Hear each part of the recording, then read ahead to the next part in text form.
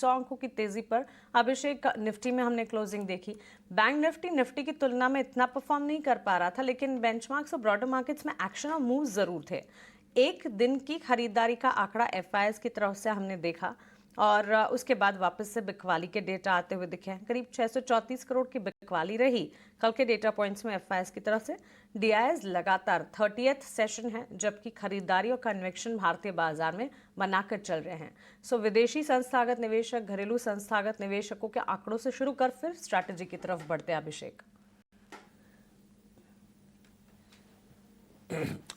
हाँ मानसी, देखिए एफआईज को लेकर मैं कल भी कह रहा था कि जो आज स्क्रीन दिख रही है, ऐसा लग नहीं रहा है कि एफआईज की तरफ से कोई शॉर्ट कवरिंग आ रही है, और कल हमने कोई कुछ देखा भी नहीं। ये थोड़ा सा निराशाजनक है, क्योंकि देखिए बातें काफ़ी अच्छी हुई इकोनॉमी को लेकर।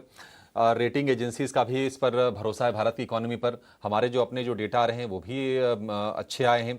सरकार की तरफ से कदम उठाए गए हैं, जीएसटी को लेकर पीएम मोदी का मास्टर स्ट्रोक है, तमाम चीज़ें हुई हैं, लेकिन एफआईज का देखिए मोमेंटम जो है वो मिसिंग है। कल फिर से 600 करोड़ रुपए के आसपास की सेलिंग आ गई 19 अगस्त को। हालांकि अगर आप स्टॉक फ्यूचर्स देखेंगे तो वहां पर बाइंग है, मतलब थोड़ी थोड़ी सी बाइंग के संकेत वहां पर मिले हैं। स्टॉक फ्यूचर्स में करीब 2400 करोड़ रुपए के आसपास की बाइंग है। तो ऐसा नहीं कि पूरी तरह से मोमेंटम मिसिंग है, लेकिन जो उम्मीद है एफआई से कि अब तो आप लौट आइए प्रभु, अब तो कोई दिक्कत की बात नहीं है भारत की इकोनॉमी में। लेकिन ये कि एफआई थोड़ा सा हो सकता है कि दूर का सोच रहे हो। एक चीज और होती है मानसी, अगर यूएस फेड का रेट कट होता है सितंबर में, देखिए होता क्या है कि जब इंटरेस्ट रेट थोड़े एलिवेटेड लेवल्स पर होते हैं तो वहाँ के बॉन्ड मार्केट में एफआईज का रुझान बढ़ जाता है, क्योंकि वहाँ पर थोड़े अट्रैक्टिव रिटर्न्स उनको मिल जाते हैं। जब इंटरेस्ट रेट कटते हैं तो फिर हो सकता है कि इमर्जिंग मार्केट की तरफ वो बेटर रिटर्न्स के लिए देखें।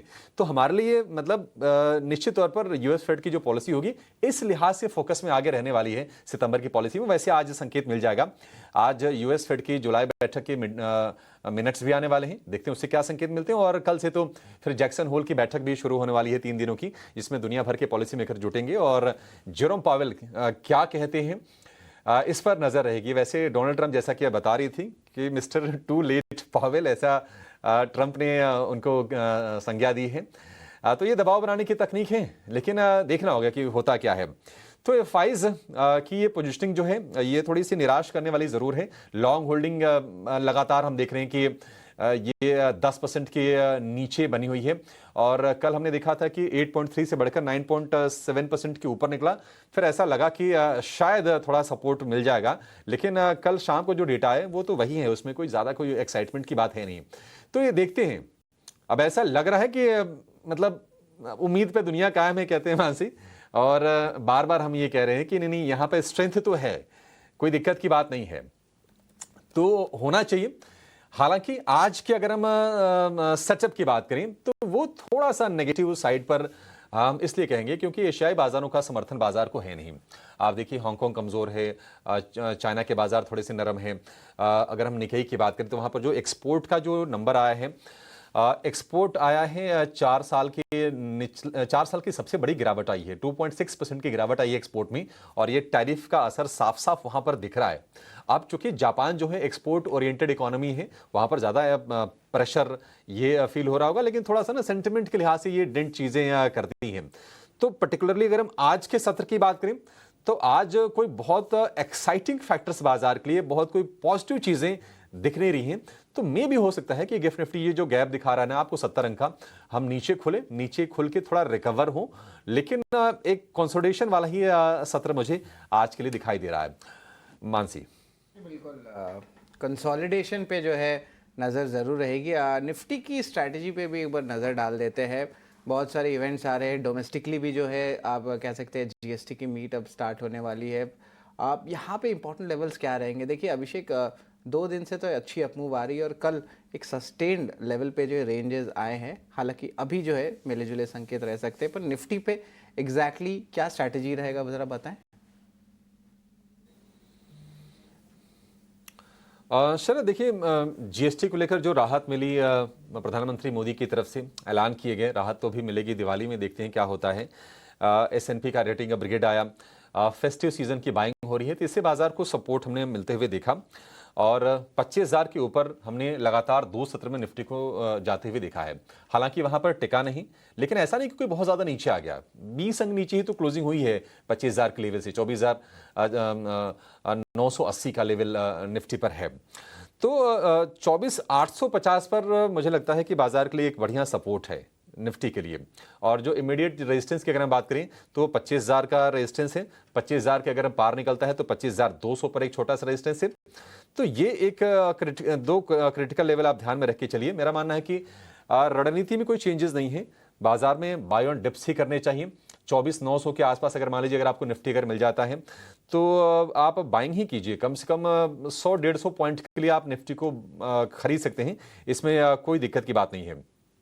शॉर्ट करने में जोखिम है, क्योंकि जोखिम इसलिए है क्योंकि एफआईज की शॉर्ट कवरिंग हो सकती है।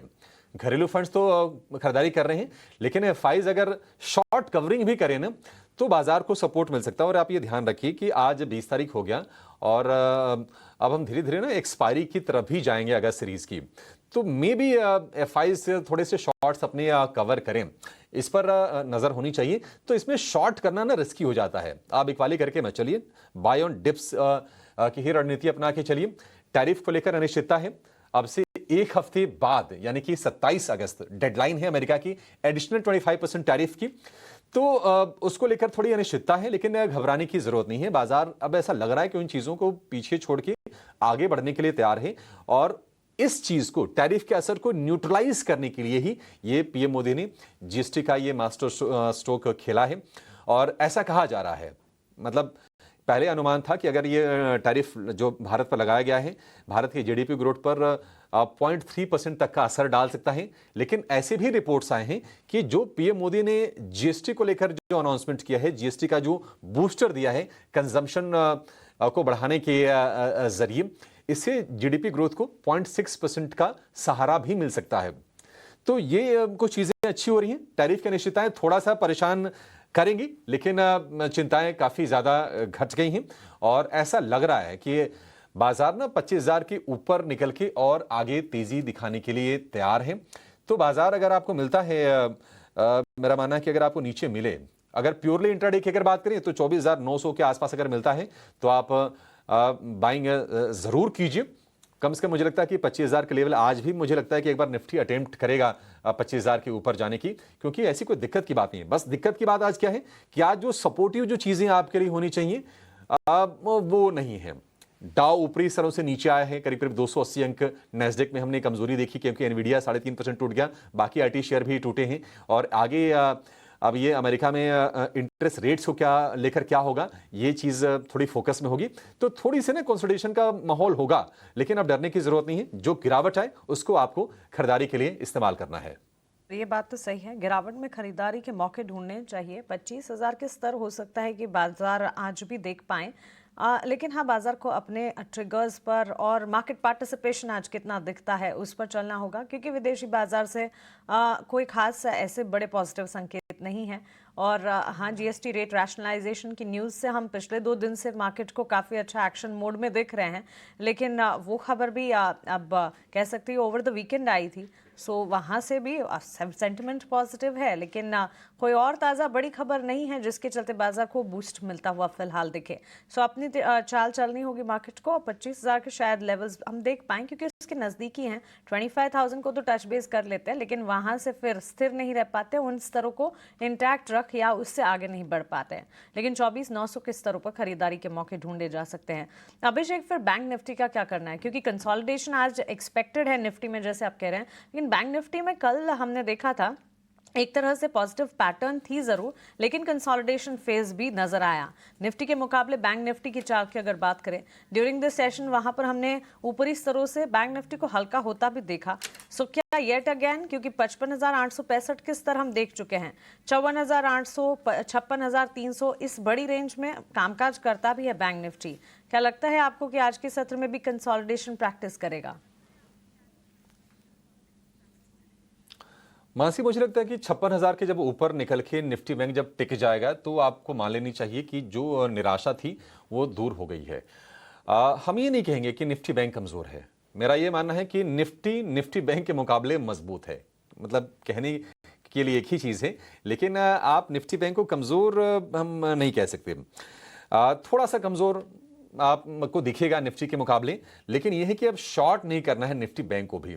कल के सत्र में क्या हुआ कि आपने देखा कि हमने 12 में से 9 शेयर तेजी वाले थे, लेकिन उसके बावजूद भी निफ्टी बैंक कितना ऊपर था? सिर्फ 130 अंक, सिर्फ 3 शेयर ही गिर रहे थे।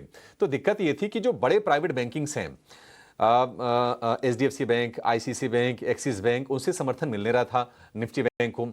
कोटक बैंक बड़े प्राइवेट बैंकिंग स्पेस में एकमात्र बैंक था जहां पर हमने 1.5% के आसपास की तेजी देखी, यानी कि 1% से ऊपर की तेजी रही। बाकी SBI भी एक रेंज में है, 825 से 830 वाली रेंज में SBI का शेयर फंसा हुआ है। 830 के ऊपर शायद अगर निकले तो एक हम बढ़िया मोमेंटम बनते हुए देखें। HDFC बैंक हम देख रहे हैं कि बार बार ये 2000 के ऊपर थोड़ा सा, 2000 के थोड़ा सा नीचे एक छोटे से रेंज में फंसा हुआ है। तो HDFC बैंक के लिए भी थोड़ा ब्रेकआउट का एक वेट हमें करना पड़ेगा, लेकिन यह है कि यहाँ शॉर्ट नहीं करना है, ये चीज़ क्लियर है। कल हमने जो लेवल बताए थे कि 55,500 एक निफ्टी बैंक के लिए सपोर्ट का काम करेगा, 56,000 के स्तर पर रेजिस्टेंस होगा, आज भी सेम लेवल्स हैं। और 55,600 के करीब अगर निफ्टी बैंक मान लीजिए अगर आपको आज भी मिलता है तो आप बाइंग कीजिए, कम से कम 400-500 पॉइंट के लिए आप बाइंग करके चल सकते हैं। और निफ्टी में कन्विक्शन थोड़ा ज्यादा है, क्योंकि निफ्टी को है कंजम्पशन का सपोर्ट, निफ्टी को है रिलायंस का सपोर्ट। रिलायंस में कल हमने क्या शानदार तेजी देखी, 1420 रुपए पर रिलायंस का शेयर कल जाके बंद हुआ है। और हो सकता है कि रिलायंस अपनी जो मजबूती है ना उसको सस्टेन करें, क्योंकि रिलायंस को लेकर खबरें भी अच्छी आई और रिलायंस को लेकर S&P ग्लोबल की तरफ से भी ये स्टेटमेंट आया कि रेटिंग अपग्रेड हम रिलायंस के शेयर में देख सकते हैं। तो रिलायंस के लिए आगे भी कई ट्रिगर्स बनने वाले हैं। रिलायंस की AGM भी होने वाली है, उस पर भी नज़र लोगों की टिकेगी कि क्या अनाउंसमेंट होते हैं, रिटेल को लेकर उनके क्या प्लान हैं आगे, अलग अलग बिजनेसेस वैल्यू क्रिएट करने के लिए कंपनी आगे क्या करेगी, इस पर नजरें रहेंगी। तो रिलायंस अगले मान के चलिए कि अब ये पूरे महीने ये फोकस में रहेगा और मुझे लगता नहीं कि यहाँ से नीचे आएगा। लेकिन ये कि हाँ, निफ्टी को अगर सपोर्ट मिल रहा है तो रिलायंस एक बड़ा कंटेंडर है, कंट्रीब्यूटर है, उससे सपोर्ट मिलते हुए हम हो सकता है कि आज के सत्र में भी देखें तो दोनों के दोनों इंडेक्स बाय ऑन डिप से हो सकता है कि बड़े मूव्स ना मिले, बाजार एक रेंज में रहे, लेकिन वीक नहीं है। शॉर्ट करने की गलती बाजार में कतई नहीं करनी है, क्योंकि FIs की शॉर्ट कवरिंग मुझे लगता है कि होगी। मतलब कोई रीजन नहीं है कि FIs अपने शॉर्ट कवर ना करें। अब ये कुछ दिनों की बात है, बस देखने वाले होंगे कि चीजें कब टर्न होती हैं। जो एक भारतीय बाजार की मंशा आप समझ तो आ ही गई है, चलना चाहते हैं, शिद्दत से चलना चाहते हैं और ट्रिगर पॉइंट्स जैसे मिलते हैं चल जाते हैं। नेगेटिव ट्रिगर पॉइंट्स पर भी एक मैच्योर रैशनल आउटलुक दिखाते हैं। लेकिन चलिए, ये तो विदेशी बाजार से संकेत, घरेलू संस्थागत निवेशक, विदेशी संस्थागत निवेशक के आंकड़े, और आज के लिए आपकी स्ट्रैटेजी निफ्टी और बैंक निफ्टी की क्या होनी चाहिए, ये बात हो गई। अब मोटे तौर पर क्रक्स अगर इन तमाम का देखें, गिरावट में खरीदारी के मौके ढूंढने चाहिए, मार्केट का कन्वेक्शन बरकरार है और तेजी की चाल लगातार बाजार चलेंगे यहाँ से, चाहे फिर वो बेंचमार्क्स हो या ब्रॉडर मार्केट्स हो। ये एडवाइस हमारी तरफ से, ये स्ट्रैटेजी इस वक्त मेंटेन करनी चाहिए। बुलेटिन में आगे जब एक्सपर्ट्स जुड़ेंगे उनसे भी बाजार पर, इंडेक्स पर उनकी रणनीति जानेंगे और स्टॉक स्पेसिफिक उनके ट्रेडिंग आइडियाज क्या है वो भी बताएंगे। लेकिन अब वक्त है खबरों वाले शेयर्स जानने का, और खबरें ढेर सारी हैं। रिजल्ट सीजन खत्म हुआ है, लेकिन एक्सचेंजेस पर न्यूज़ फ्लोज के लिहाज से सरकार की तरफ से ढेर सारी बैठकें चल रही है, और उन बैठकों के ठीक बाद उनसे रिलेटेड सेक्टर्स जो उसमें इवेंचुअल इम्पैक्ट भी आता है। अब डिफेंस का खेमा फोकस रेडार पर है, फोकस रेडार पर रहेगा भी। यहाँ से आगे अब फार्मा, टेलीकॉम, ये सारे स्पेसेस हैं। लेकिन आज के लिए गेमिंग स्टॉक्स पर भी खास तौर से आपको नजर रखनी चाहिए, क्योंकि लोकसभा में नया गेमिंग बिल जो है वो पास हो चुका है और कैबिनेट ने बिल को मंजूरी भी दे दी है। खबरों वाले शेयर्स शरद से एक बार जानते हैं। आई एम श्योर शरद, ये सारे के सारे स्पेसेस से जुड़ी खबरें हैं हमारी लिस्ट में आज। जी बिल्कुल, न्यूज़ फ्लो कम हो चुका है, अर्निंग सीजन खत्म हो गया।